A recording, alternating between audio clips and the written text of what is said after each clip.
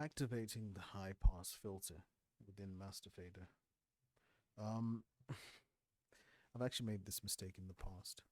So the high pass filter will obviously filter out anything that is lower than the frequency that you selected. So in this case, I'm taking it to 80 hertz exactly.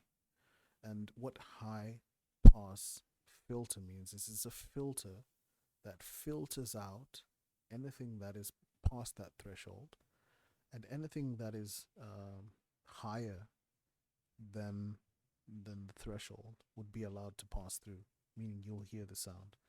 Anything lower will not be allowed to pass through. So likewise, a low pass filter will let all the lower frequencies pass, and it'll filter out all the high frequencies. And this is essentially what it is. But activating the high pass filter, I've had some people do this. They'll turn it up here, and they'll go ahead and they'll do their mix, etc. And then later on, they'll be like, "Well, hang on a second. How come I still have noise in the lower end?" Well, it's because in order to activate the high pass filter, like everything else within Master Fader, you'll see that straight away. Is you actually have to click on this, and it's not very obvious. I know it's like, wait, what?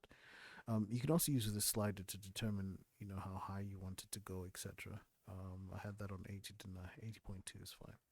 Um, but yeah, you actually turn it on by clicking the HPF down here, which is not the most obvious. So if you are doing your mixes and you can still hear noise in the low end when you have the high pass filter on, or you can still hear noise in the high end when you have the low pass filter. In fairness, with this, you don't really have um, a low pass filter. You just use the shelf really for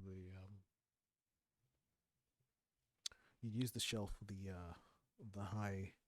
the band four basically, and you'd then be able to just do that, and that'll then just remove anything lower than that, which means anything back here will be allowed to play.